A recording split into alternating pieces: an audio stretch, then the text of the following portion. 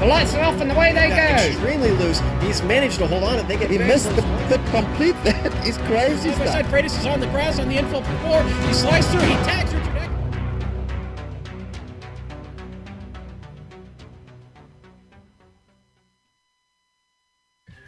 There is no better exercise for the heart than reaching down and pulling people up.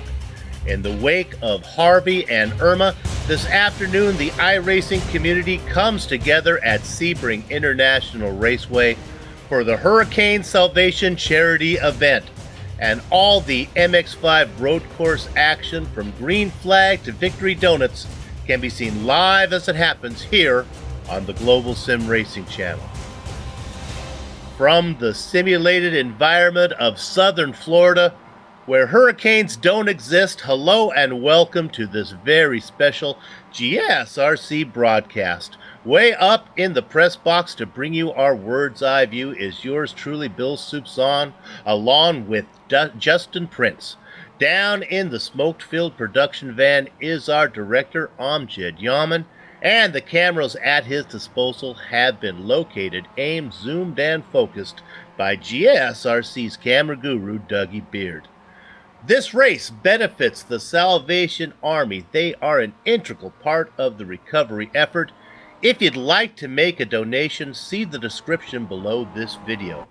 Now, Justin, today no points are on the line. It's all about fun and kindness, and it's great to have you by my side. And what better racetrack to have the Hurricane Salvation charity event than Florida's own Sebring International Raceway?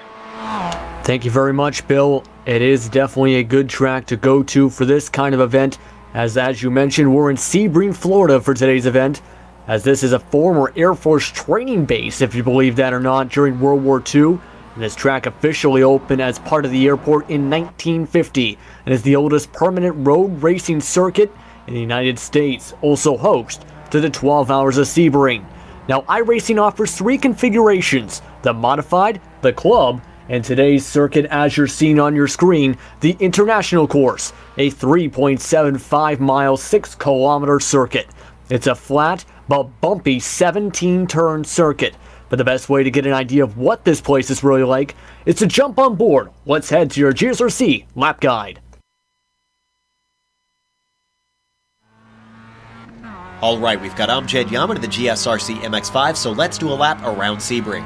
Across the start-finish line down to turn 1, be prepared for a bumpy ride. Literally. This is a fast, blind, sweeping corner, and if you haven't got the car set up to handle it, good luck. Also, watch out for the exit because the track narrows significantly and it's pretty common to see drivers off in the dirt. From there, it's a short burst of 3, which can sometimes offer another chance to pass. But make sure not to early apex this bend, because you'll need the wide entry into 4 and 5, which is a fiddly little technical section of the track. 5 is another late apexer, and probably much more critical. You'll see it dumps you onto Big Bend, which is easily flat out in the little MX-5. It's also a nice long acceleration zone down into the heavy braking of the hairpin, so a slow exit from 5 means a likely attack into 7. Make sure and spot your brake marker because it's pretty easy to come in too hot. Also, watch out for how the track weaves on exit, since some side-by-side action with another car could cause you two to make contact. From there, you're flat to the floor for quite a while yet again through turns 8 and 9. You'll basically just want to straighten these out and then hold to the left for Cunningham. The inside curb can really unsettle the car, so try not to get too greedy with it. Now the circuit takes you right into Collier, which is admittedly less scary in the underpowered MX-5 when compared to higher-end race cars. But it's narrow, and if you find yourself door-to-door with an opponent, it can get sketchy. The braking for Tower, though, is just as awkward as it is in any car. Make sure to keep it off that tall inside curb, which is going to bounce you all over the place. After the exit, just drift the car back across to the right and do your best to make one smooth, wide arc out of Bishop. Once again, it isn't hard at all in this car, but it's all about setting up for the braking zone for Jean Dembienne. Hug the inside of each corner here for the best possible entry into Le Mans. If you find yourself getting offline, it's really going to hurt your lap time. This truly is the most important corner of the whole lap, with it leading on at the longest straightaway. Even with a great launch, the draft is bound to keep your competitors close, so there's no guarantees in a nice run off the turn. Whatever the situation, if you find yourself too wide at the end of this stretch, you gotta weigh whether it's worth the risk to fight it out. The entry to Sunset has a quick kink, making the car very unstable under braking. Then, mid-corner carries some nasty bumps. If you manage to get yourself around to the exit, congratulations, you survived. But as you come across the line, you've now finished a lap around Sebring.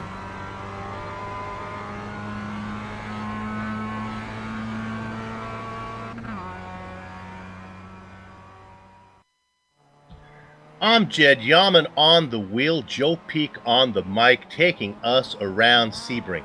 You know, one of the things I love about Sebring is it goes against the Coriolis effect. Now, for those of you who cut high school science class, the Coriolis effect makes storms swirl clockwise in the southern hemisphere and counterclockwise in the northern hemisphere. It is what makes a typhoon different than a hurricane. In fact, when they first started to press vinyl phonograph records, they had to make two versions because if you used the wrong kind down in Australia or South America, everything would play backwards. So a little known fact there. So I bet you're wondering, how does this affect Sebring? What's the relationship between the Coriolis effect and Sebring International Raceway? Well, the first turn goes to the left here, away from the clockwise rotation of the normal track. Think about it. Most of the time you turn in the direction you're going. Here you go the other direction. Not many road courses do that, and one of the reasons why I love it. Now, for maybe some less bizarre aspects of this race, let's go over to Justin to talk about the race details. Yeah, I'm going to be honest with you, part of that went over my head because I was one of those people who did not follow that in science class. But for the people who want to know what to know for the race details, let's go into that.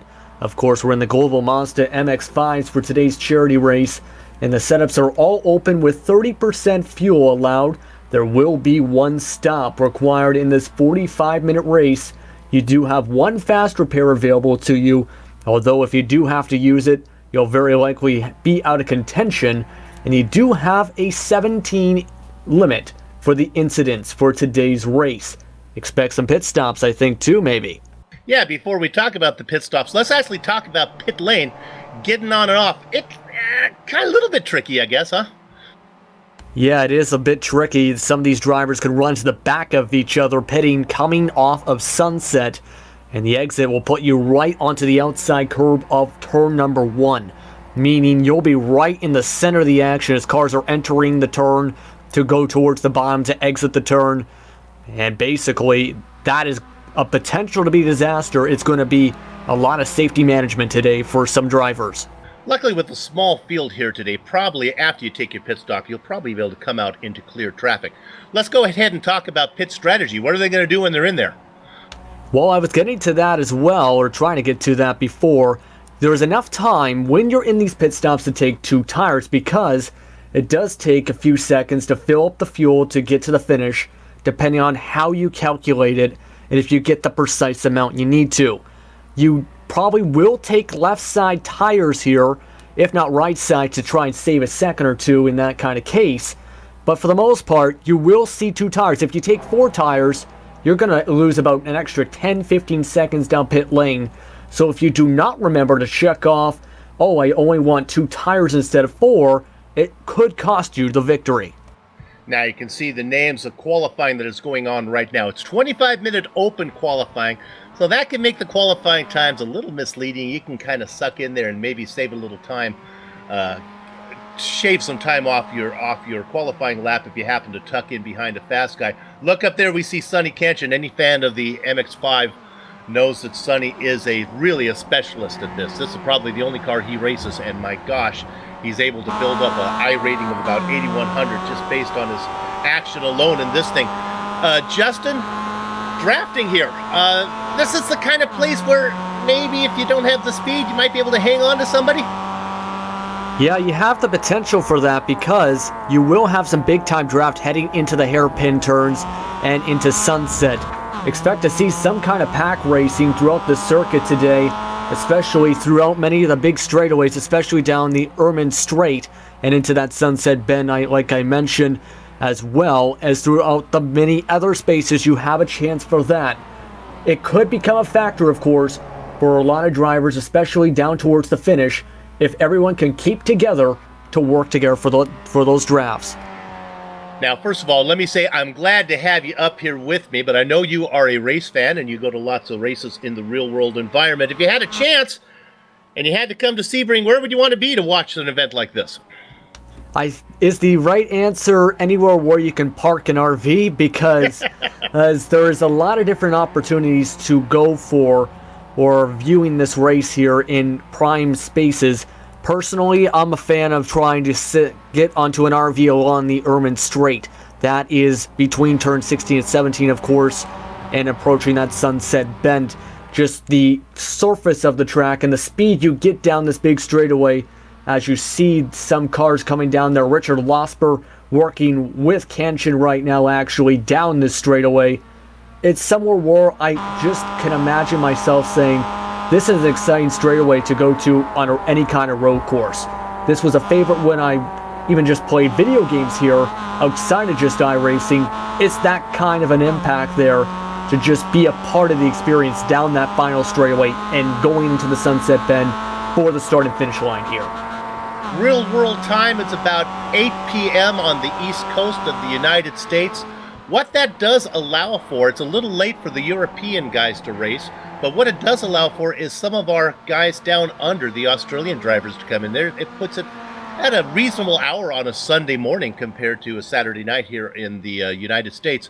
And sure enough, look at that. We have a pair of Aussies running 1-2 right now in qualifying. We talked about both of them, Sonny Kenshin and Richard Losper. As we take a look there, we're looking at Christopher Sherburne right now. Nice to see him out there racing with us. You can see on the chart, though, Kenshin out in front, put in that qualifying time at a 2:28.3, lost for about a tenth behind him. Yeah, both Kenshin and Losper have been working together here in this qualifying session. There's still about 6 more minutes left on this said session, so there is some chances to see people move up the boards depending on how they work together. You have different competitors from different walks of life here, from the very highly skilled to fellow broadcasters from other different networks such as Brian Bennett, for example, to people who are known for many, many different things, such as the number 11 of Abes Ladek. So you have a lot of different drivers stepping up for a big cause. And one of those people as well, that's a familiar name, Sean Ambrose. He's currently last in qualifying right now, but he's stepping up for this one as well. Just rolling out of the pits right now. In fact, I was going to point out this real skill of him as he had that car perfectly parked in the box. I wanted to mention that as he brings out the GSRC machine out onto the track. Good to see Crackers out there racing. Yeah, it's good to see him racing. I could do a lot of races with Sean, and I knew when he found out about this event, he knew he had to take part in one way or another. So he had taken whatever night off he was planning going out for whatever reason, and then just found out about this event, I should say, and try to work as much as he could to try and take a part of this event in one way or another. And now it's good to see Sean taking part in this one. And again, Mike Willett and Brian Bennett responsible for getting this, organizing this event. We'd like to thank both of them. Brian actually racing there with us. And Mike Willett, of course, is the organizer of the Pack Majors, and a lot of drivers from Pack Majors racing here with us tonight. Trevor Clement in the number 111 machine out on the track right now. He's currently sitting 9th in qualifying. There you see a pretty yellow and blue. Let's get a close, see if I can get a close-up on that one. Oh, he's highlighting the West Club that he races for. There you go. And then let's go ahead and take, let's see, is Wayne Hutchison out there right now? I guess not. He's not on the track, but he's also a Pack Majors driver. Oh, how about Paul Slavonic is out there as well. Let's see, as Paul's out. He's sitting 5th in qualifying right now. Yeah, currently working on his own, trying to get up to the top times. There are just 2 times. When you look at it, Kenshin and Losper in the 228s right now. Just about everyone else is in the 230s and below. So we're going to see if he can put down a good lap time for some good track position to start things off. We have a wide variety, a wide range of talent out there right now, with iRating stretching from 8100 all the way down to 520. The top of the list, Sonny Canchin. Down there racing just kind of fun is the car number 11 of Abbas Ladek. A man after my own heart with a triple-digit iRating. That a boy, buddy. Glad to see you out there. Come on, get that car out on track. Yes, he is all set to go to race here. It's going to be interesting to see what he can do in today's event and see if he can get a victory in a race that will help out for a good cause. Definitely stepping up for that said good cause tonight. And remember, if you'd like to donate, you can see the donation information down below on the information of this video. We're looking now at Mark Wilson, sitting in 10th position right now. He's on his out lap. Best lap he's put in is a 2:32.8. Yeah, that puts him... Go ahead. I was just going to say, right now, as he's running this, it's currently that 10th spot, as we're seeing him go through turn number 1, coming off that main straightaway. Just going to have to see if he can get some dialed in times, make sure he doesn't touch the grass at all, and get a 1x or an incident point for whatever reason. Because, believe it or not, the qualifying has been fairly clean when you look at it incident-wise too. Just a couple drivers have gotten one-offs every once in a while. If he times it right as he goes through these turns very smoothly, he might be able to move himself up a couple more spots. That onboard camera, you can see the beautiful lightly clouded skies here in Florida. Not the ways the skies looked recently with, of course, Irma coming in and causing so much havoc. And we can't forget about Harvey that hit Houston so hard. Let's talk about the weather here today in our simulated environment. Partly cloudy skies, 78 degrees Fahrenheit. Track temperature at 104. So it's a little bit warm there for these guys. Not much wind. Relative humidity at a comfortable 55%. Nice shirt sleeve weather for all the two-dimensional fans. They'll be comfortable watching these drivers put on the show. There's going to be some tire wear with these temperatures here as we see Daniel Johnson on screen. But I wish the weather was like this in real life in Florida after the hurricane. Of course, Hurricane Jose is now out towards that way as well, towards curling the Atlantic Ocean. So if only it was exactly like this today in real life in Sebring right now? I've had a talk with Jose, and I've told him, and he says he's not going to build up too much, and he's going to curl off, going to head north there before he gets to the coastline. So I was glad to do that. You know, what I've done in my real life is started naming things for real. My dinner last night, I called it Bertha. It was a nice meal. It was so good I wanted to remember it, so I called it Dinner Bertha. And I'm starting to do that in my real life. I mean, what dinner was that to call it Bertha? No, it's just random, just like Hurricane. She just picked the next meal I'm having tonight. It's going to be a man's name. So that's what I'm just doing to help me memorialize things in my life. So oh my tonight goodness. will be. That's right. It's a nice lasagna tonight. Dinner Carl is coming my way. So as we look on board, we ride on board right now with Trevor Clement, and I hope I got his name correctly. I want to call it Clement, but I know that is incorrect, so I believe it is the accent on the first part, Trevor Clement. We know him again, another Pack Major driver out there, currently sitting in 8th position. Yes, we're discussing his name actually to make sure it was correct as we finish off qualifying here. So we do have a pole sitter now as we finish this up. Clement, is going to put in his last time. Robert Brist, he's going to be one of the last few to be able to put in a time maybe with the checkered flag out. What they'll do on different than a closed lone qualifying, when they have these open qualifyings, I believe they give them a little extra time to get that final lap in. So we go a little bit over right now as we're looking at some of the drivers trying to put in those last laps. 13 drivers have put in qualifying times. There are 16 drivers' names on the chart. 2 of them have not put in qualifying times, and I'm not sure if they're actually going to race. Gregory Connolly and Mark King, not sure if they're going to be with us. Abbas Loddick, though, had his car out there, and I expect maybe he'll take a spot at the back of the grid. We hope so. The more the merrier on this charity event. It's all for fun. No points. And they might want to see, they could rename this one, Who Can Beat Sonny Ketchen? That might be the name of this event, as he is clearly dominant, but with the draft playing such a big factor, we'll see who can do it. Tell you what, Justin, I'm not going to let you pick Sonny Ketchen because that's just too easy. Why don't you pick me another guy that might be a challenger to Ketchen? His teammate Richard Losper might be one of them.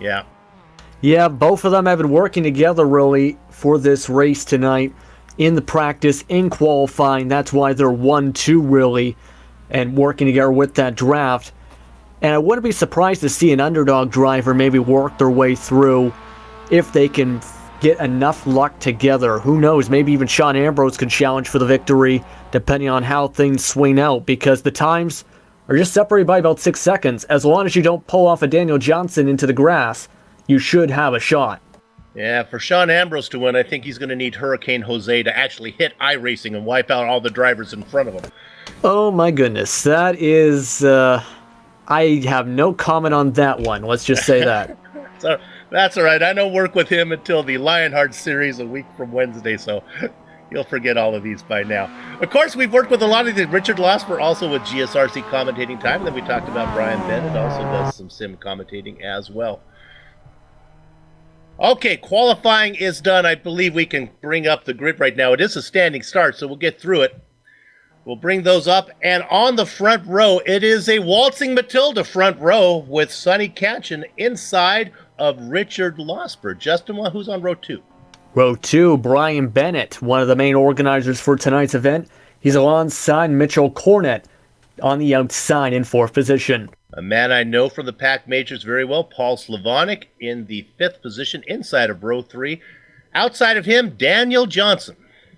Christopher Jimenez follows right on behind them. Trevor Clement will start off in 8th. Down there on the bottom row of the overlay, you'll see Christopher Sherburne. He had a qualifying time of 2:32.3. Right next to him will be Mark Wilson, a 2:32.5. And in row number 6, Wayne Hutchison alongside Robert Brist. They'll start 11 to 12. And then finally, in the unlucky baker's dozen spot, it is Sean Crackers Ambrose in there in 13th, a qualifying time of 2:34.6. But don't let that fool you. He's sandbagging. Then we have 3 drivers. I'm waiting to see if they take the grid. I don't think John King is going to be out there, nor is Gregory Connolly. But we have hope still of a Boss Loddick. He has got the car on track. Let's see if he puts it out on the grid right now. It's still in pit lane as we talk. Brian Bennett going over the driver instructions right now. Go ahead. I was just going to say, he was just about on track. He was discussing starting from the back of the pack as Bennett makes sure to emphasize today's goal with this being a charity race. Just keep it clean and have fun. You don't want to be the guy who wrecks someone for the win in a charity race. It is just the kind of race to have fun, as we're all set to go for raising money for a good cause, as everyone says thank you for raising money for the Salvation Army tonight. Abbas Loddick is out on the track. The over-under for his finishing position, for those of you who'd like to wager, it is going to be 10.5. If you want the under, bet 10. If you think he's going to be over 10, 11th, 12th, or 13th, take the over. Remember, gamble safely. GSRC cares. Up front, it is Sonny Ketchen and Richard Losper. Yep, the two teammates, the AMS cars, all set to go on the grid. Just about everyone is lined up. 30 seconds to grid. We do have a couple who have not made it yet. Waiting for Daniel Johnson to come out there. Come on, Danny. I think he got out there now. We are just about ready to go. The lights are off. You can hear the engine start to harmonize. Gather up the chickens, take cover behind the cows. The horses are out of the barn. And Sonny Ketchen leads the stampede down into that first, swinging away the counterclockwise corner number 1. Richard Losper, with a horrible jump off the grid, is going to give second position to Bennett. Losper drops another spot now, tucked back into fourth. Getting him is Paul Slavonic. The bright blue car, that is Michael Cornett back there in fifth position. Yeah, everyone's still going too wide as they go through the tight S's. A few cars did drop back a bit. You can see Ladek, one of those cars, as well. Starting from the pits was Wilson to stay away from this said calamity, as it looks like we got some incident trouble in the back a little bit. Sean Ambrose dropping back. I heard a sorry from Sean Ambrose. Not sure what he did, but he is in the very back there. I don't think it was a major incident, just a little bit of contact. Yeah, he got loose, and that's what stabilized there, and that's led to the apologies, as we do still have cars running through that dirt through these corners on the S's already. You're looking at him coming right at you. It is Sonny, catch me if you can't, and out in front, being chased by the Australian Sage, Richard. No, I apologize. I assumed it was going to be Richard Losper, but Losper has fallen back to fourth position. It is Brian Bennett in second, Paul Slavonic in third. Again, keep an eye on the prettiest car out on the track right now, racing in fifth position as you look at the two drivers going first. There's that beautiful blue car. That is Michael Cornett. Look for him to make a move. Mitchell Cornett, sorry. Yeah, Daniel Johnston almost got lost position to Jimenez right there in that corner right behind them, as Jimenez had to back out. They were going too wide into the sharp hander as they're going to approach the next little kinks here. Jimenez really wanting to get by. What we're looking at right now, this is the best battle on the track that Justin has found here. Jimenez in a battle with Johnson. Watching the whole thing is Sherburne, and then still in the mix back there, Way Hutchison back in 10th position. A nice four-car battle for 7th spot. Up front, they run pretty much single file. Maybe we can jump up real quick to third, because here comes the Australian Sage. They go through Sunset. Richard Losper trying to work through the bumpy section on Paul Slavonic. Slavonic takes the high line. He'll probably have more momentum. He's able to hold off, but Losper is all over him for third. Yeah, Losper, he's going for an offensive line heading into turn 1. He might try and peek his nose underneath there again.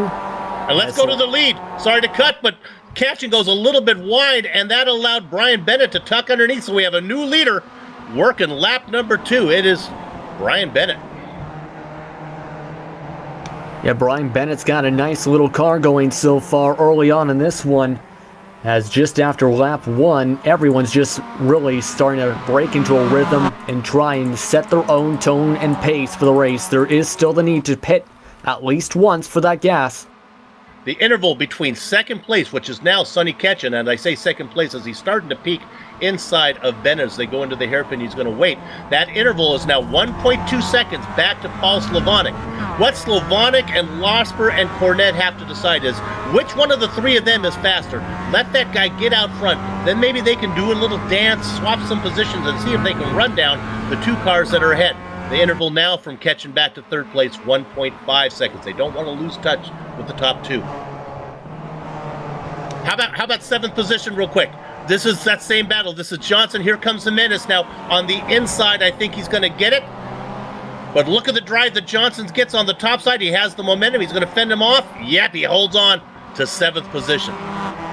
Yeah, this was the same part of the track, really, where they were fighting before in the previous lap. Some slight contact, in fact, on that one, as they are going to go single file again. And just look at that.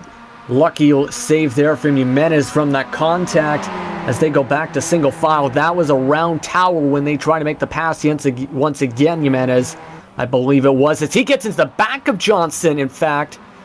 It's becoming a game of bumper cars as Jimenez is trying to say, I want by right now. A nice battle up in front in that battle for seventh position as we continue. We look off the back of Johnson. Looking back at Jimenez now, who's starting to run down. He's about a car length back, about a half car length back. He's now right on his rear. He starts to pull up, but he's going to take a little break back out as they work through Sunset. As you were discussing that, guess who got by Slavonic? Yep. Richard Losper, as Slavonic had bumped him a bit on the left side going through Sunset. And now Losper having that outside line. Slavonic trying to keep the position on that bottom. And you can see him just sliding forward, just trying to keep that momentum. But Losper gets the advantage on the better exit. Unfortunately, though, for Losper, the gap, which was once 1.5 seconds, has now almost doubled to just under 3. And I'm talking about the gap between Losper and the driver in second place.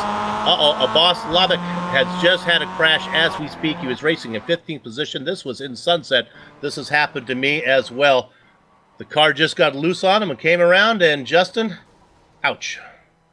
Ouch, that is the best way to put it. As the GSRC replay comes around, and Jimenez has some issues on about the same time as he got into the dirt a bit and slammed hard into the tire wall as we're having a battle for the lead.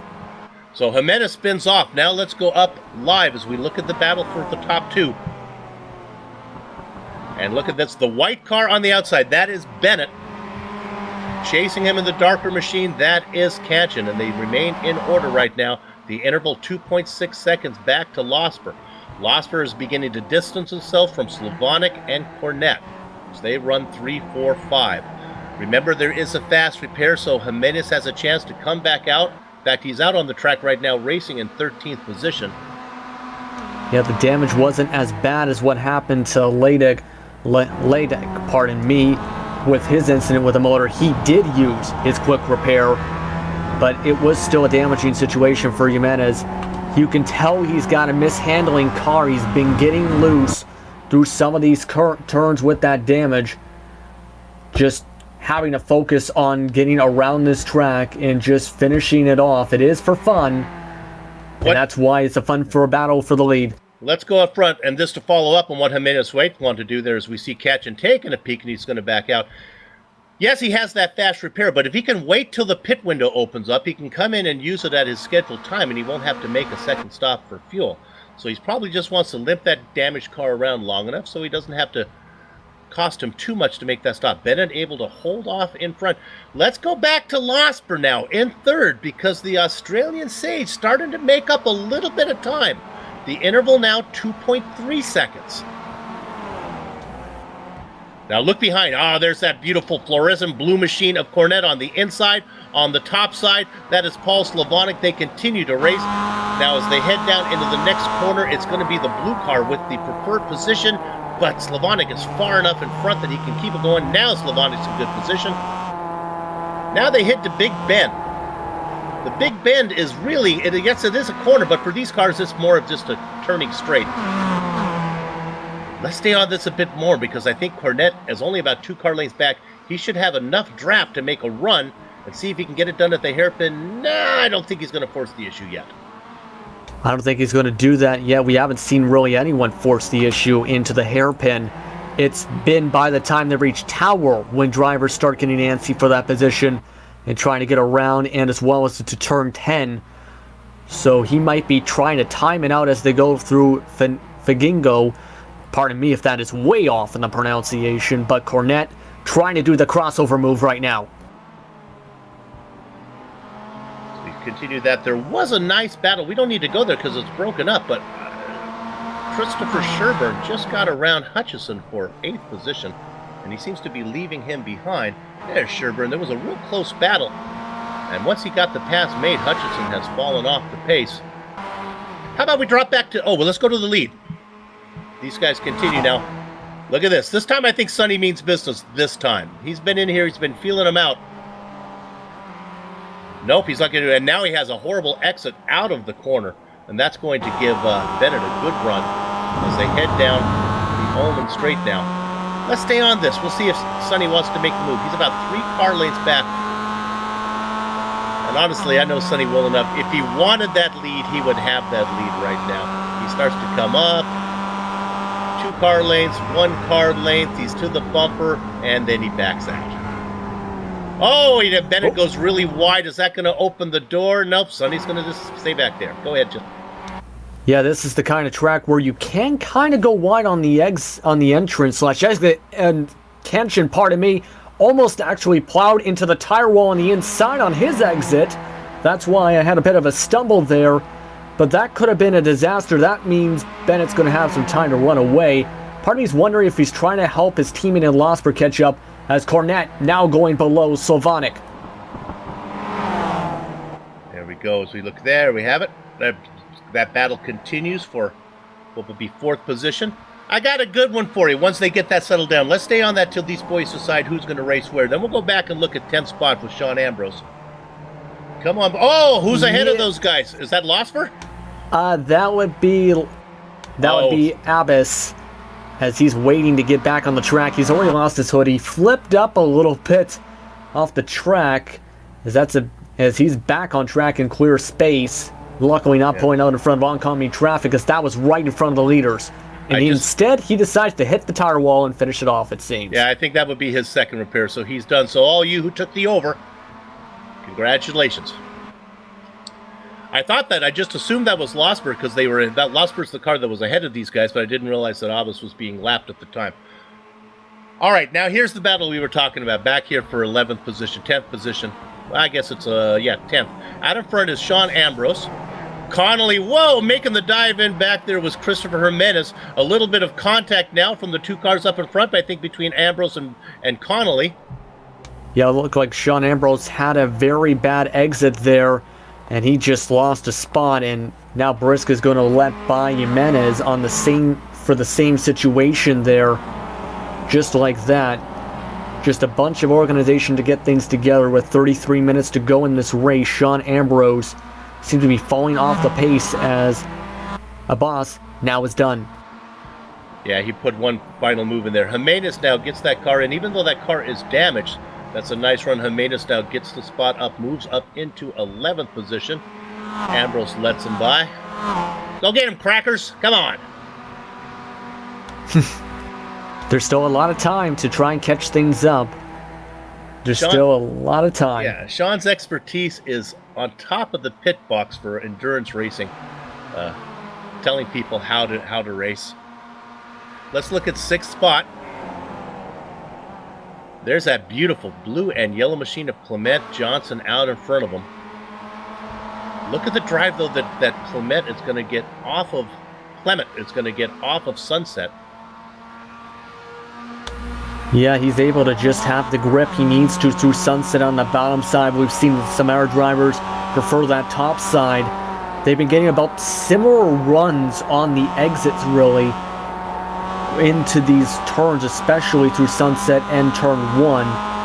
But he's just waiting to time things out. It does take a couple laps, really, to time out how you want to make the pass. You can get underneath the car, but then if you don't get into the good exit spot, you're not going to be able to hold onto that spot, as we still have that battle for fourth. Our director saw it. You saw it on the top of your screen when you were watching there. I bet you all said, hey, let's look at what's going on ahead. And our director thought the same thing. Cornette gets the spot over Slavonic. For now, Slavonic coming back as they come down into the hairpin. Cornette taking that defensive line there, kind of taking his half out of the middle. Slavonic nowhere to go. You know what else is going on right in front of them? Richard Losper catching up to the leaders. Oh my goodness. Yes, he has caught up to the leaders, to the back of his teammate in Kenshin, as they're going to catch up and work as a 3-car tandem now. As maybe that is why Kenshin decided to play cat and mouse so far with Bennett to help out his friend. But look at this battle, still for fourth, still heating up. Slavonic getting it right back from Cornette. Right on top, over the right shoulder of the driver. Looking at Slavonic. Racing underneath that beautiful blue meridian sky, pushing down on the track. Yeah, it is a beautiful day at the racetrack. Definitely a great track to race at overall. This is actually part of a functioning airport, a regional airport in the Central Florida area. So, who knows, during actual races you might see planes landing back and forth in the background as Slavonic trying to catch up. They're 11 seconds back now of that third spot. Yeah, as we look at that, that is the second 3-car battle, actually almost becoming a 4-car battle now as the car of Clement trying to get in the mix as well. We'll stay on that a little bit right now. This. Cornette on the inside, working the top side of Slavonic. I think we might have, I think it's for charity, I think we might have somebody thinking about making it 3 wide here. Daniel Johnson going to sit back and wait. Those 3 guys are sorting out what's going on. Justin talked about it. They are about 12 seconds. Oh, here comes the 3 wide. I can feel it coming. 1, 2. They never quite make it 3 wide, although they took 3 lanes. Yeah, Cornette's just able to capitalize on the situation. Johnson's going to slip back. Slavonic still had that decent middle. In fact, he's going to have a very bad exit, still giving Johnson a shot for that top 5 spot. Better go to the front, because now I think Kenshin says, all right, Richard Losper, I'd let you catch up. Now it's time that we run some hot laps here. Kenshin making a move on Bennett. Bennett's going to have the momentum off, so Kenshin's going to wait back. Right now, Kenshin trying to be a stepping stone for Losper, trying to get his teammate up with him. Yeah, he's probably going to wait for that slingshot, as kind of like a Talladega Nights kind of way of slingshot engaged kind of with Losper. Who knows, as right now they are still in that back door of Bennett. Bennett, a bit of a sharp turn through this part of the track. Losper still has some time to catch up as they are approaching Tower, and they still stay single file. There's still a bit of time to work out that pass. Brian Bennett, of course, a Pac Majors veteran, races out of the Northwest, I think Washington State. And then, of course, Sonny Ketchen racing from Australia. When I see drivers on opposite sides of the globe racing so close together, 2 words come to mind, net code. But so far, it looks like they both have good connections. Everything working good. I think probably the small grid size might help that a little bit, as Sonny feels confident racing close to Bennett. Yeah, both the Aussies have pings in the 250 to 300 range right now, but if that would be a major factor if we had 30, 40, 50 cars. Yeah. With this being 16, it's not as likely for it to just drop up and race up to 2,000 out of nowhere. Stay on that as we look at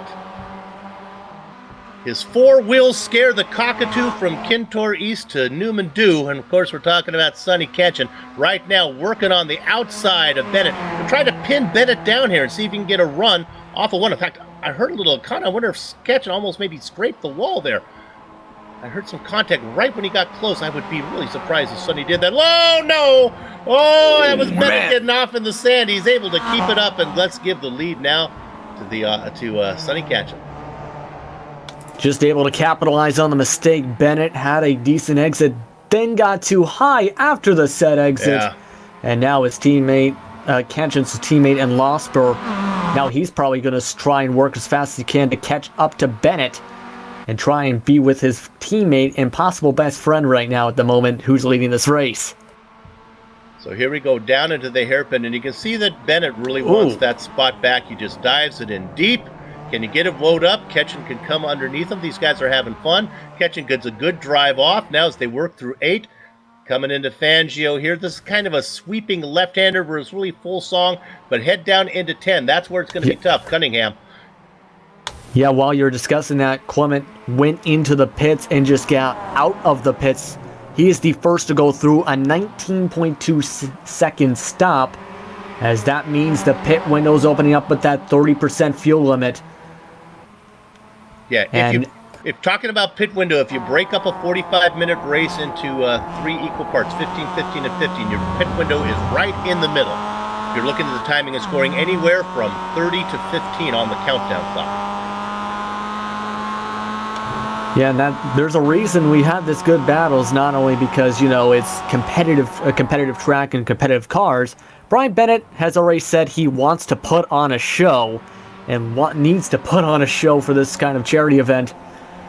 Jokingly saying that over the race chat, in fact, Bill. So this is his goal, really, to try and make this as fun as possible up front.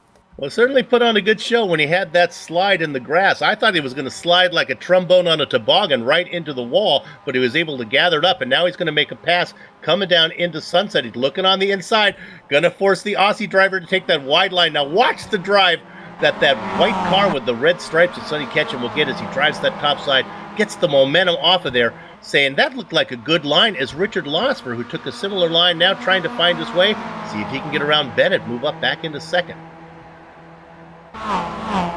Yeah, a lot of different shuffling around. As we're discussing what's going on with the leaders, Paul Sylvanek, he had been trying to hold on to 4th. He is way off the pace all of a sudden. He's dropped off to 6th, letting Daniel Johnson by for 5th just a few moments ago, approaching Sunset. You can see he does have that damage from the contact before when it was too wide a bit. But now it seems he is just falling off a map, really, with possibly his tires starting to wear out too much to be able to keep up with some of the air drivers around him, with Johnson now in that top 5 and Cornette just pulling away. Let's go to Son Ambrose. Happened right now. We'll get a quick rebound. He just got it into Sunset, bounced it off the inside wall. Mark Wilson almost got into him. Crackers, the track was a little farther to the left here, buddy. There you see the GSRC car. Bang. Yeah. Wow, he just turned right into the wall. I don't know if he turned it too much or forgot the wall stuck out still there, because that is a tighter exit or entrance. You can see we're going to watch for Mark Wilson falling behind. He did apologize to Mark for this, spinning out right in front. He had to pound the brakes. No damage, it really seems. Sean Ambrose having to use his quick repair as an air car is in. That is Jimenez. And after that incident, I think it's only fair that I mentioned that the GSRC Ambrose car stands for the Golden State Rottweiler Society. He has no connection to the Global Sim Racing channel whatsoever. Okay. Unless he can make a miraculous comeback. And what about the exact same logos that are currently on your guys in 2nd and 3rd? Well, they are those GSRCs. Those actually are the Global Sim Racing channel, but the ones that were on Ambrose car were the not related to us. Let's look at this pass right now. Here comes Ketchen making a move on the inside of Bennett. Yeah, and Ketchen's gonna maybe make it stick. Bennett, man, look at this. Bennett actually got the grass a tiny bit, as Ketchen's gonna keep that position. There's been a few times where he's almost at the tire barriers for getting the low exit. Trying to go high this time. Bennett going to try and get it back immediately. The good side of Ambrose's accident might have been that it was before pit entrance. He might have been able to come in and take his pit stop as they continue. Look at the battle up front. We have something we call the popcorn position, and that's when you're watching two guys battling right now. Up there with butter on his racing gloves is Richard Losper, watching what's going on in front of him. They talked about putting on a good show. Well, Bennett and Ketchen are doing that right now. Yeah, I kind of want to see this view. In fact, the view is right up where I was just about to cue that up. Thank you very much, Amjad, for thinking into my head. You can see him watching from that popcorn spot, waiting for the right chance to pop up into the sky and into the lead.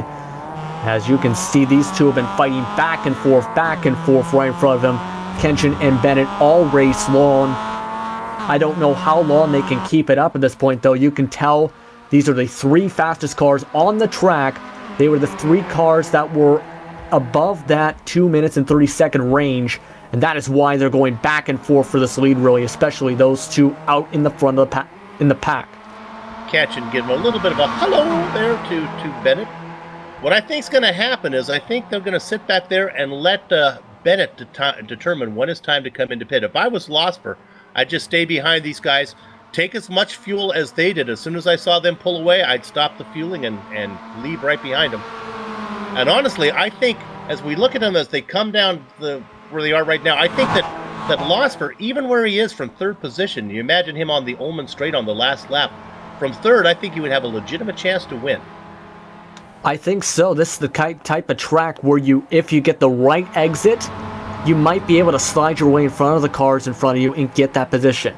As long as you don't try and NASCAR your way through it, pardon the possible term thought of this, and try and go max speed throughout the entire turn, I think you still have that shot as long as you don't hit the wall. Look at this, Kenshin to the bottom again. Now, I wonder if this may be Kenshin trying to set himself up for a pit stop here. I think that's what he was doing. Let's see if he comes in. Nope. Yes. No. Oh, no, Sonny. Come on. Listening to the broadcast. You know what? He wanted to come in, and he heard me mention it, and he just didn't want me to be right. So he pulled back out. That's just rude. Yeah, that is the second time he's done that where he's gone so close to the wall he could plow through it. He's been playfully hitting those cones every once in a while. We have seen a couple people go in for stops, though, as we're discussing that. Wayne Hutchinson becoming the 4th driver to go in. But still, you got to be careful with that, even with this being a charity race. If you go too much to the right or don't turn in time, you're going to go be plowing right into those tires at the pit entrance. We go to as we ride on board here, we'll stay on this because this is so exciting. I'll just tell you verbally here that Trevor Clement is the leader of all the cars who have pitted, racing in 11th spot. Oh, I love that camera shot. They come right underneath you. On a nice small field like this, it's fun. Our director gets to play with all the toys that Dougie Beard has given him. Yeah, lots of different toys, lots of different cameras. Some great cameras, in fact, from Dougie Beard. You gotta love Dougie, especially with all the work he puts in for these cameras to make sure they're all exactly the way they need to be and make sure they don't get ran over by cars from the grass and whatnot. And our stop, Robert Brist in. Clement has gotten by. Wayne Hutchison has gotten by as Brist falls farther down the order right now. Our fastest pit stop so far, about 18.5 from Christopher Jimenez, and that's when he came in and got his free repair and fuel. Clement still the leaders of all the cars who have pitted in 10th place. Now we're looking at that battle right there. That's a little bit misleading. That's really not for a position. That is Clement in 10th, trying to get around Mark Wilson in 9th, but Wilson still needs to come in and get some petrol. Yeah, the thing to think about too, Wilson did start off in the pits. He does have maybe an extra lap of fuel at the moment, but he's, like you said, still has to come in no matter what. With the short amount of fuel there is, another battle's going on once again. It's just going back and forth up front. Kanchan just poking his nose in there through Sunset again on the inside. Will this be the time that the Aussie brings the car in? Nope, he's going to swing it down to the low. Look at that, a little fooled me that time. Bennett brings it in. Yeah, Bennett and Losper both coming in, giving Kenshin the lead for the moment. So a different strategy for Kenshin compared to his own teammate. The two Aussies had been working together for much of this one. It's probably going to be, once again, just quick 2 tires and fuel. Cornette's going to follow them. Everyone's seen the leaders are in, so they just want to get in there and get out. Oh, Losper having a little trouble finding a spot. Now, here's the trick. When Bennett comes out, he's going to be thinking right now that I need 16 minutes and, 15 seconds of fuel, but probably not. He needs 16 minutes and 40 seconds of fuel, but if he comes out anywhere close to catching, he can save a little bit. If he's in the draft, he won't need all of that. Go ahead. Speaking of Bennett, he actually didn't take tires and saved himself 2 seconds on pit road. A 17.2 as Losper will lose a few seconds to him because of that strategy by Bennett. Boy, that is a really short stop. Looking at some of these other ones, I see a 16.4 from Cornette and Slavonic. You should be able to take 2 tires in the time that it takes to get the fuel in there. So I just think what Bennett did was, I'm just going to be fast. He was literally a second and a half faster than Losper. I don't think he has enough fuel. I'll tell you that right now. He's going to have to nurse that home. Page 17 in the GSRC Commentator's Handbook. Whenever there's doubt, always add drama to the broadcast, and that's what I'm doing right now. Brian Bennett has shirt filled, boys and girls. I think my copy's still lost in the mail as Mark Wilson has come in along with a few others. Gregory Connolly right behind him, I believe, as well. As there are just 3 cars left to have to pit. Kenshin, Johnson, and Sherburne. I wouldn't be surprised to see them going as Brian Bennett's actually blinked off the track. No, he is back. Oh, he is gone. Do. This you're going to get to see. He's going to go visit Rod Serling right now as Brian Bennett is just going to blink away. Well, maybe he felt it coming and he only took enough fuel to get to the when he would lose connection.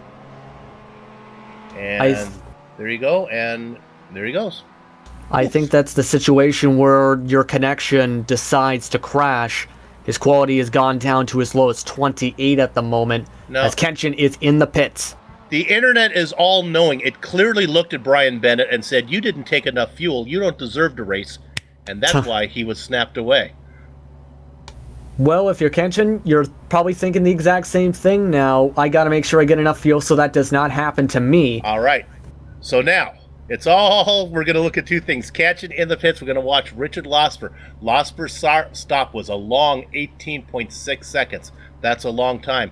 Catching in there right now, his stop is up to 13, 14, 15, 16, 17, 18, getting to be a long one, 19. This is a long stop for Sonny.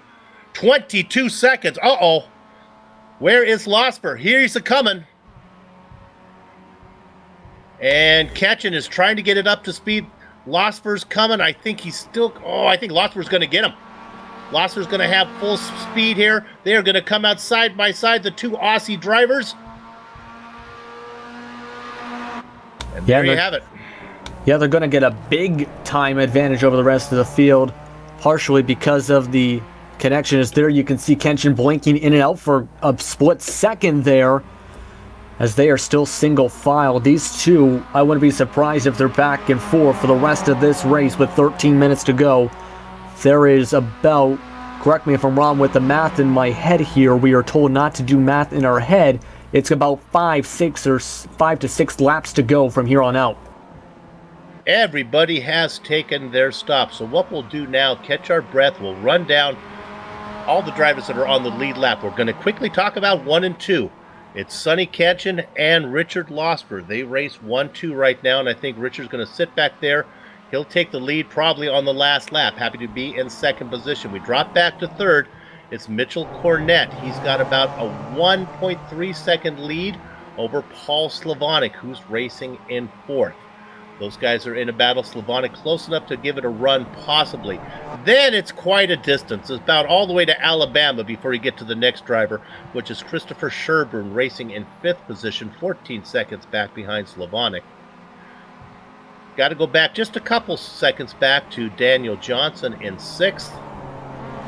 But coming up on Johnson is Trevor Clement in the blue and yellow machine in 7th. I think he has the pace to get there. We'll follow that along over these last 12 minutes of racing. Back in 8th position, Wayne Hutchison. He's got about 23 seconds back till we get to the driver in 9th, and that is Christopher Jimenez. Then we get back to 10th spot. It is Robert Bliss, and he's got about 5 seconds before we get to the driver in 11th, which is Mark Wilson. And then it's about another 5 minutes till we get back to Sean Ambrose racing for the Gender and Sexuality Research Center back there in 12th position. Apparently these are real things, I'm being told, as he's the last car on the lead lap as Gregory Connolly went in for a second stop and put it behind the garage. My timing and scoring shows that the Australian Sage has made a pass on Sonny Ketchen. It's kind of happening. They're side by side right now. Easy, boys. Keep it out of the Billy Bog as they are together side by side coming up. Losper in the preferred spot, and he'll have that. They are having fun. They are enjoying the racing that they're having right now. Yeah, this is fun to watch up here. These guys are just trying to have as much fun as you can in a charity race, and just all of this being for just pure enjoyment and raising money for the Salvation Army. Just donate to the good cause, my friends. Absolutely. Just donate if you're loving this action. If you're loving this action, donate as much as you can right now. Plus, they have a good marching band as well. And hold on one second. Sean Ambrose in that weirdly sponsored GSRC car has turned into a modified of some sorts. As we're going to find that replay real quick. He had lost control of his car. That is, I believe, just a few moments ago nearby Bishop area. Here's the replay right here as we have found what happened to our fellow broadcaster Sean Ambrose. He was the last car on that lead lap as he gets a decent exit. Then this is where things go wrong. He hits the curb a bit too much, hits the curb again into the grass, turns straight right, and just plows his front end into the wall. His race is done, as Brian Bennett, at the same time, is back. Sean Ambrose will actually be in the broadcast booth for the Bootleg Racing League coming up. Of course, that is a Outlaw Modified series, and I guess he's just trying to get ready for it. Trying to turn his car into one of those. All right, let's look at this battle here between the Aussies. It's Losper out in front of Ketchen. I don't expect either of these drivers to be able to run away from either one. Losper's pit stop time in the box was 18.6 seconds. Ketchen decided to have a bite of a Vegemite sandwich, so he was in there for 22.1. That's why he was in there for about 3.5 seconds longer. Yeah, but regardless of that, they're still battling 1-2 with what happened to Brian Bennett. They're in a good situation to go back and forth as much as they want with this lead. As there it is again, Kenshin's going to take it from the bottom to the outside now on a good exit. This is going to keep on going back and forth, right up until that white flag. I would be surprised if they end up staying 1-2, and we have not seen this lead stay 1-2 at all throughout tonight's race. And we do have some more battles across this field. P3 is currently having Cornette being swallowed towards by Sylvanik. They're trying to close up that gap just a few car lengths behind them, though it's still a 3-car train for 5th. Daniel Johnson, he's trying to hold off Sherburne as the lead is having something going on. Let's check out what's going on as Kenshin has lost it. Yeah, let's take a look at what happened here, Bill. As we're seeing the replay here, Kenshin, he had a very high exit entrance and a very bad exit. That lost him the position big time. And Clement just having this happen just as we're discussing this right now. He spun himself out. A little bit of damage from the tire wall. But we are now back live and he is still rolling in 7th. Clement was chasing behind Johnson and Sherburne, which are actually in a nice battle right now as we go to 6th position. You're looking at that one. I blinked away for a little bit there. I went to go visit Rod Serling. He said, get back to work, so I came back. But now we have a nice battle for 5th. Johnson in 5th, Sherburne in 6th, with the Clement now out of the mix as he spun that car. Yeah, now Clement's going to have to try and hold off the Pepsi machine of Wayne Hutchinson. who's right on behind them. That is currently a gap that's about 3 seconds and shrinking if Clement does not find a way to get the speed he had back with the slight damage he now has on that back car. And does that make you want a Pepsi, sir? It definitely does. I'm definitely in the mood for one right now. Well, I have been sipping on one throughout the entire race, honestly. Meanwhile, Richard Losper still trying to hold on to the lead as Kenshin will go for the pass again, entering turn 1. Dives down in there. Richard's going to take that nice conservative line, bring it through. He gives up the position, knows he doesn't really need to worry about it. Kenshin goes a little while, and Uncle Richard's going to take that one back. Yeah, and you can see Kenshin wanting to get it right back immediately. The tight left, right. He's using as much curve as he can here. He's got to be careful, though. If he goes too far on that curve, he's going to end up hitting the grass and spinning himself out. But instead, he's positioning himself for the perfect spot for the pass into the hairpin. Not to mention the 17 incident cap that he could be pushing himself to. As he makes the pass there, as the Aussie driver gets in front of the Aussie driver, and now the Aussie driver fights back. They are Cialis bathtubs as they go through Fangio. It's going to be a right-hander coming up. That'll give the preferred position to Kenshin in the dark machine. But the momentum on the outside, Losper, the old man, takes the lead. Yeah, Losper just the right spot for the exit there. And Kenshin just got too inside, and that messed up his exit. Just too much momentum lost there. You can see he wants to get right back up there immediately. He actually got a tiny bit loose, bouncing off one of those curbings there, as he's just trying to close that gap. Losper now trying to stretch it out as he's doing that, and might be able to do so if he can find a way to break the draft up a little bit down the straightaway. Richard, of course, pushing 66 years of age. Nice job from him. I talked to him before the race. Says he was ready to go racing. He had his prune juice and was ready to take it to the youngster, Sonny Kenshin. Right now out in front by 0.3 of a second, about 6 car lengths, but here comes the kid. With just over 4 minutes of racing to go. Yeah, it looks like Losper might actually let him by on the inside here. That's exactly what's going to be going on as Kenshin got the early break. Then Losper went up to that high side. Losper actually got a decent exit, a better exit in fact, to keep that lead. We're at about a lap and a half to go from here on out, Bill. It's going to be back and forth from here on out. Both of these guys, even if it's the charity race, they're going to want a victory.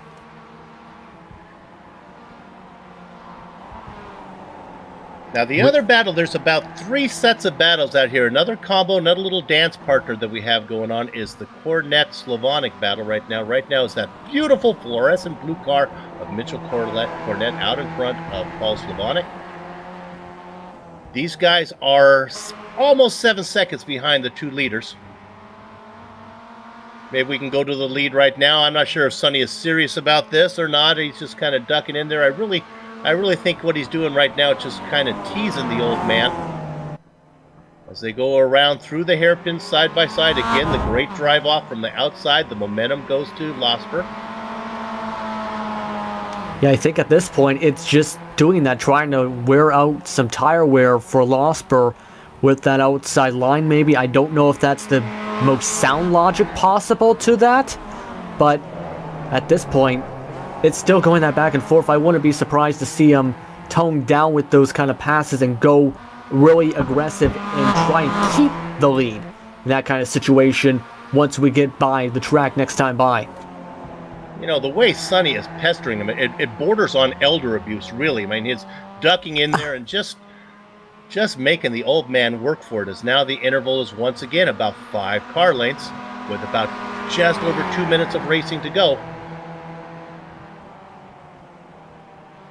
Yeah, I don't know how to comment to what you said. Yep. Either way, Losper still has the talent to keep it out front in this MX-5. He is lightning fast in these cars. And Kenshin the California Kid, as you've called him many times in our various series here on the GSRC channel, is trying to show he's got the talent to race against this veteran. Actually, as he comes inside, that belongs to Eric Garcia. Of course, Katchen is from Australia. Now there's the pass done. Oh, pardon me there. That's all right. And I'm not sure if Losper almost not happy to give him that spot. As they come around with a minute and a half left of racing, this will be the white flag this time back. Now, with apologies to everybody else, we'll stay on this one all the way through this lap. Then we will jump back and cover the close battles after they finish, after the race is done for 3rd and 5th position. But right now, it is Sonny Katchen out in front. He's got about a 5-car length lead. They head down into the 3-4-5 combination. The left, right, left. Losper has done this a million times. He can do it in his sleep. No problem there. Now they head through the sharp left-hander, and now it's throttle down through Big Bend. This is the sweeping right-hander, but in these little underpowered MX-5s, it is a straightaway. About 7 car lengths back is Losper, but he's close enough to be in the tow. He does not want to give up too much ground. He is 6 car lengths back, not as close as he like. Now the accordion effect, as everyone says, papa, as the bellows close and now the bellows open. Losper only about 3 car lengths back. He had a great exit out of 7. They go to 8, coming up to Fangio, which really not much of a corner at all. The first real test will be 10, which will be this right-hander coming up of Cunningham. Losper weaving the car back and forth. He is now about 2 car lengths back. He's in close enough for striking positions. If he can keep from making a mistake, he's got a shot at it. They're going to go through 12 and down into Tower, which is the sweeping right-hander. Then it'll open up a bit. Losper drops back about 4 car lengths back. Katchen, as smooth as blend as whiskey, hitting its marks perfectly, giving Losper no room at all. No mistake from the youngster up ahead. About a 3 car length lead. Now it's full speed as they go through Bishop. Coming all the way down to 15, which will be a right-hander. Then they set up the all-important corner 16, which is Lamar. This is the one that's going to determine it coming up after this one. What Losper needs to do is get a great drive out of Lamar to give a run down the Ullman Straight and make a chance for the pass into the Sunset Corner. Here they go, boys and girls. It's about a 5 car length lead. The old man behind scooting up in his chair, using his Flintstone feet, waving his arm, trying to get that car to go. It's starting. It's now 4 car lengths. It's now 3 car lengths. Here he comes. He's going to make this pass easily. This is a bit suspicious. Losper is going to Sunset first. They're side by side. Katchen fights back. Look at the drive that Losper had. Katchen on the outside, Losper on the inside. The 2 Australian drivers now with their skinny pedal to the floor. They are side by side. Who's it going to be? Losper, Katchen, Losper, Katchen. It's going to be Katchen, I believe. Gets the win. Let's go back to 3rd position, back to 4th position, and it's going to be Cornette has to settle for 4th. How about the battle for 5th? This is Johnson and Sherburne. Again, they head down into Sunset. This is Sherburne trying to close the gap. He comes in, he's about 2 car lengths back. He swings it right. Now he'll have a great entrance exit off of Sunset. It's going to be full song all the way to the start-finish line, and I believe it's going to be Johnson. Does he have enough to stay there? The start-finish line is coming. It's that big white mark. Here comes Sherburne. Can he get there? He's easy enough. Not enough. Johnson takes 5th position. Sherburne gets 6th. Yeah, we still have a few different cars trying to cross the line. Trevor Clement is going to get a long time into 7th. He ran away from Wayne Hutchinson, as Hutchinson will come away 8th. Jimenez, it looks like he may have ran out of fuel, as he's lost a lot of time in 9th position, as he's on that bottom line, just getting back on the gas, maybe trying to make things interesting, who knows, as Robert Brist is going to catch up in fast for that 9th position. Wilson is also in the mix back there as well. Jimenez, as they work through Sunset now, nothing between those 3 cars and the finish line. It looks like a menace unless the car burps. Oh, I think he's in trouble. Here comes Briss. Briss has a run. The start-finish line is well marked. It's very wide. It's the front that they want to race to. Who'll get to the checkered first? And it's going to be Jimenez. Johnson takes 2nd, and Wilson is going to get 3rd out of those. Actually, it breaks down into, I believe, 9th, 10th, and 11th. Now we're going to look at the finish between Katchen and Losper.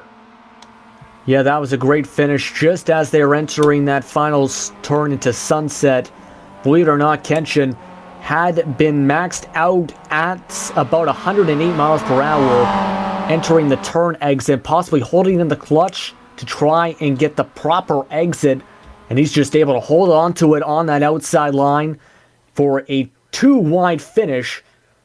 A very close one, in fact, about 0.069 seconds right at the stripe. The run that Losper had on catching down the Ullman Straight was something that was impressive. Nice job from both of those drivers. Okay, what we're going to do right now on the Global Sim Racing channel is take a short break. But don't go far. You'll want to hear the interviews. It'll be fun. We'll be back to run down the entire order, do driver interviews, and put a lock on the gate. Back in a few.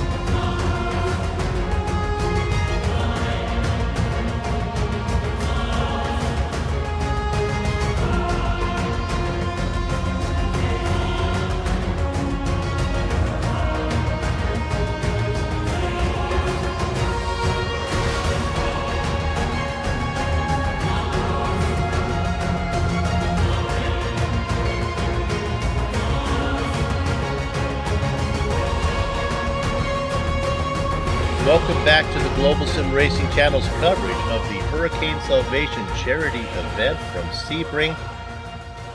A fun race, a successful fun drive as well. We'll talk more about that in a minute, but right now let's go ahead and run down your finishing order. It was the two Australians putting on quite a show up front, Sonny Ketchen and Richard Losper, and they finish in that order. Paul Slavonic comes home in third, about 3 seconds ahead of Michael Cornett. Daniel Johnson gets fifth position, about a tenth of a second in front of Christopher Sherburne. Trevor Clement gets seventh spot. Wayne Hutchinson and Christopher Jimenez go 8th and 9th, and rounding out your top 10, a quiet performance from Robert Briss. Justin? And Mark Wilson finishes off the lead lap in 11th spot overall for today. Our very own Sean Ambrose, who's on his way to bootleg right this moment on GSRC as well, finished off in 12th, 5 laps down after turning his MX-5 into a version of a modified. Gregory Connolly finished 6 laps down after going back in the pits and putting himself back in the garage. Brian Bennett, one of the main organizers for tonight's event, he had a graphic error when he was up in the lead through that pit rotation. He falls down to 14th because of that. And Abbas Ladek finishes off the race, in 15th overall. John King did not make the grid. And let me take this second to apologize for my partner, Justin Prince. Any acerbic comments he may have made relating to the age of any of the drivers or their driver talent. He's young and he's still learning, so I'll apologize for him. He means well. I don't think I went too... Let's go just focus on the task at hand, which is the finish of this broadcast. I apologize if I did offend anybody, well, that's all right. We do speak with somebody right here. You're learning. Let's go ahead and talk to our race winner, Sonny Kanchan, who came home in first. Hey, you had fun racing with your Aussie buddy there, didn't you, Sonny? It was great fun, Bill. Hi, everyone. It was an awesome race. I was very happy, but at the start of the race, I was all with Brian as well. He put on a show. It was tough to race. It was really tough, but racing together was awesome. Sorry, it was pretty unfortunate. Like he got disconnected in between, but throughout the race, I was awake. Richard kept me awake later on. It was great fun, though.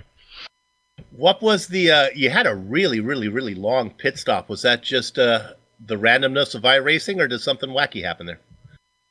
No, coming on to this, I haven't actually practiced much. I didn't have my fuel figured out, how much to take, so I just went with the safest option to take more fuel. Yep. Well, it was fun, boy. Let's ask you this: it shouldn't be too bad over there on a Sunday morning, but have you been to bed yet, or is it still a long Saturday night for you? No. I woke up this morning and. What better way to actually jump on tire racing? It's a beautiful Sunday morning outside. It's pretty sunny and well rested, and I just jumped on here and racing here along with the others. And what makes it even more awesome is for a great cause, as you know. Yeah. And it's been a very successful event, Sonny. So, hey, we look forward to seeing you next week. We'll see you on the MWT as we go over to Donington. So good luck there. Certainly. Thank you once again for everyone participating in this. Awesome. See you there. Sonny catching another win under his belt in his beloved MX-5. Let's see who we got up there. Let's go ahead and Justin, you want to talk to Paul Slavonic, who came home in third spot? Yes, we do. He came away in third spot after battling for much of the race with Mitchell Cornett for about fourth or fifth spot. With the disconnection issue with Brian Bennett, he eventually moved his way to third. Mr. Slavonic, how do you feel about finishing on the podium for today's event? Well, it's a special day. I mean, it's being able to race for a good cause like this is a really cool feeling, and especially to have a good battle with Mitchell throughout the race and with the various other drivers. It's a really cool feeling. Sonny and Richard, those guys must be aliens or something. They were gone, so just really wanting to get that podium finish and really clean racing with Mitchell. So it feels really good to be able to get that podium. Yeah, it was good to have that podium, get that podium as well. You mentioned this is a good charity cause. I noticed you are actually from the region of Texas for your club.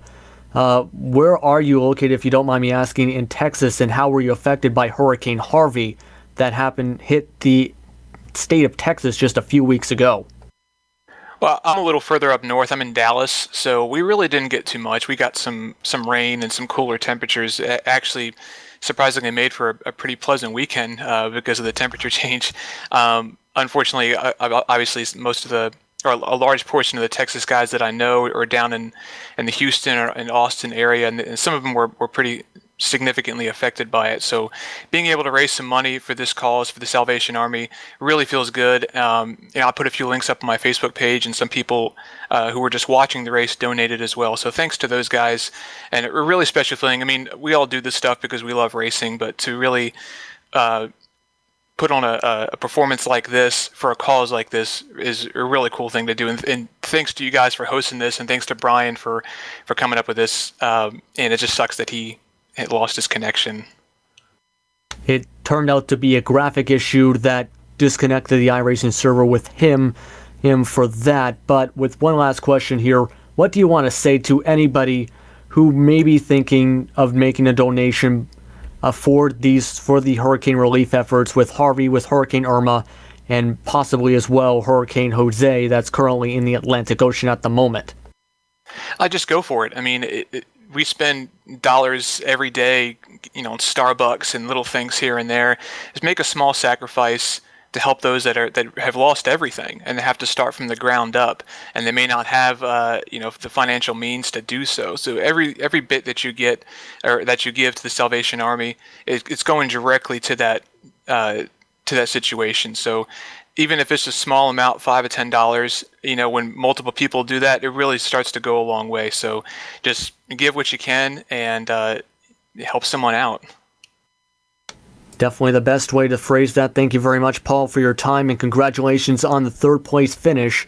As Bill Soups on, we'll speak with Brian Bennett right now, one of the main people involved with this. Bill. Hey, Brian, before we get to the race, let's talk about the more important issue. What a successful charity event. Congratulations. Yeah, I'm pretty happy. Really happy. A couple days ago, I wasn't seeing a lot of action on it on the forums, and I was kind of concerned. But, it came together pretty fair here at the end. And I think you guys probably have the number. Maybe Mike gave you a more updated number. But as of a couple hours ago, counting the matching that's going to take place by Jimbo Pfeiffer and my wife, both work at Microsoft. We're going to donate through Microsoft. Microsoft will match our donations dollar for dollar. So we're at about $1,120 last I heard, $1,120. So that is amazing. That is really, really good. It's hard for me to imagine when the guys in New England started putting iRacing together that they ever envisioned it, that it would be such a community, that the iRacers really are a community, aren't they? Yep. I think it was I had the idea for this back during week 13 after the hurricane in Houston. Because it was really affected. I went to school down there. A lot of my classmates I'm in contact with. It rained 37 inches at my house where I lived 35 years ago. So, that's a real disaster. And then having the second hurricane show up, the logistics came together, so here we are. Yeah. Well, let's talk about the event. And, if the racing gods had any justice at all, they would have let you at least finish the race. But you put on a good show while you were there.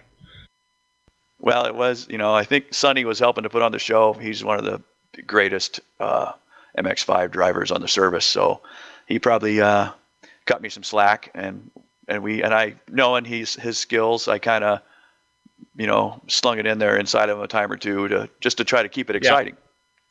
Yeah. I had every fall the same thing happens. I start getting disconnects. It's just the way it is. I have to figure out what's wrong.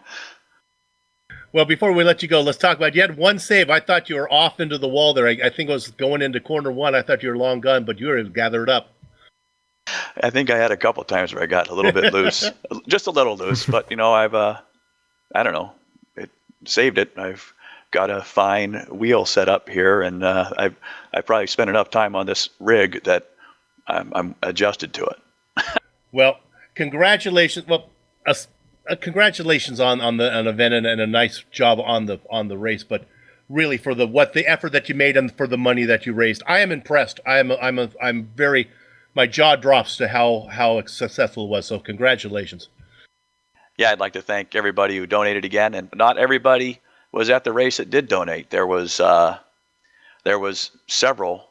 I can't say, but probably over 5 people that donated but weren't going to make the event. And this morning, the average donation, we asked $10. Most of the people donated in excess of that. And a couple of us, there was 3 people over $50 that I know of. Outstanding. Congratulations. And we'll look forward to you on the next GSRC broadcast. Hey, thanks again, Soup. It's a pleasure having you guys be involved. Thanks for asking us. Brian Bennett, the organizer here. That's going to wrap it up for us on the Global Sim Racing channel today. We'd like to thank Brian and also Mike Willett and Jimbo Pfeiffer for putting on this event, and to all the drivers and the fans who made donations. Bless you. Our thoughts and prayers go out to everyone who have suffered from the Harvey and Irma wrath. Our thanks also to the companies and equipment and software that you see on the screen right now that we use on the broadcast. The original music you heard today is thanks to Eric Eckelman and Casey DeLon. See the screen for how to contact them. If you'd like to find out more about the Global Sim Racing Channel, your best bet is, of course, globalsimracingchannel.com. We're also on Twitter at GSR Channel and Facebook at Global Sim Racing Channel. Finally, on behalf of my partner, which was Justin Prince, our director Amjad Yaman, and our camera artist Dougie Beard, I'd like to thank all of you for watching. With that said, we're off to have fun storming the castle, which fortunately for us is high and dry. So until next time, race clean, race hard, and we'll see you on the track.